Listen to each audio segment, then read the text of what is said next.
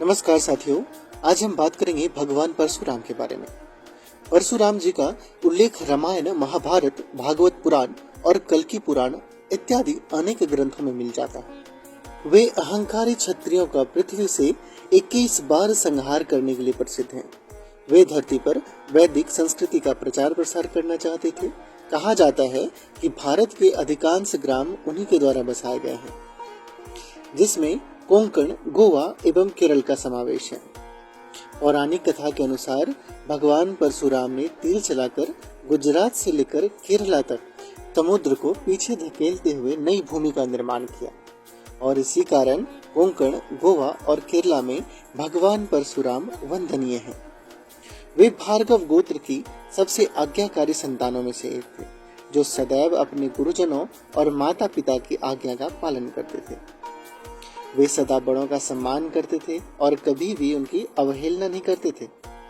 उनका भाव इस जीव सृष्टि को उसके प्राकृतिक सौंदर्य सहित जीवंत बनाए रखना था।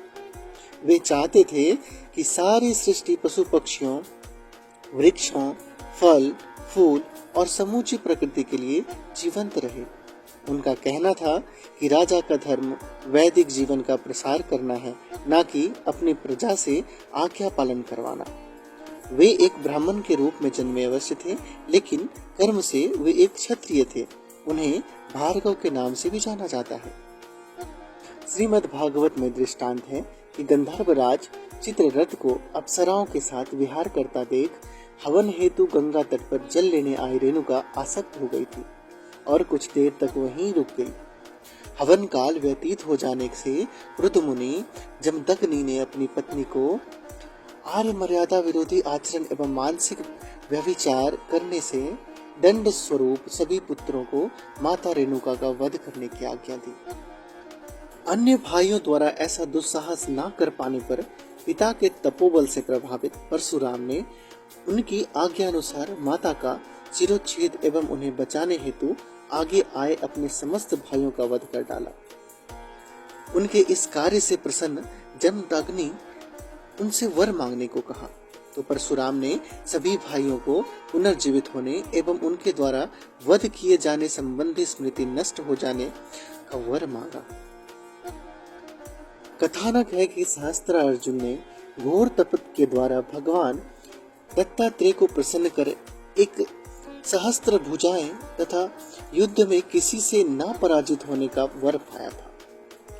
संयोगवश वन में आखेट करते वह जमदग्नि मुनि के आश्रम जा पहुंचा और देवराज इंद्र द्वारा उन्हें प्रदत्त कपिला कामधेनु की सहायता से हुए समस्त सैन्य दल के अद्भुत आतिथ्य सत्कार पर लोभवश जमदग्नि की अवज्ञा करते हुए कामधेनु को बलपूर्वक छीन कर ले गया।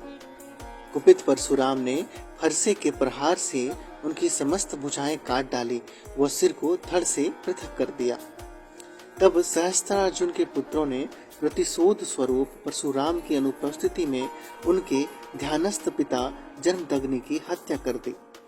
रेणुका पति की चिताग्नि में प्रविष्ट हो सती हो गई। इस कांड से कुपित परशुराम ने पूरे वेग से माहिष्मती नगर पर आक्रमण कर दिया और उस पर अपना अधिकार कर लिया। इसके बाद उन्होंने एक के बाद एक पूरे 21 बार इस पृथ्वी से क्षत्रियों का विनाश कर दिया। अंत में महर्षि ऋचिक ने प्रकट होकर परशुराम को ऐसे घोर कृत्य करने से रोका। इसके पश्चात उन्होंने अश्वमेघ यज्ञ किया और सप्तद्वीप युक्त पृथ्वी महर्षि काश्यप को दान कर दी। केवल इतना ही नहीं, उन्होंने देवराज इंद्र के समक्ष अपने शस्त्र त्याग दिए और महेंद्र पर्वत पर आश्रम बनाकर रहने लगे। कल्कि पुराण के अनुसार परशुराम भगवान विष्णु के 24वें तथा अंतिम अवतार कल्कि के गुरु होंगे और उन्हें युद्ध की शिक्षा देंगे। वे ही कल्कि को भगवान शिव की तपस्या करके उनकी दिव्यास्त्र को प्राप्त करने के लिए कहेंगे।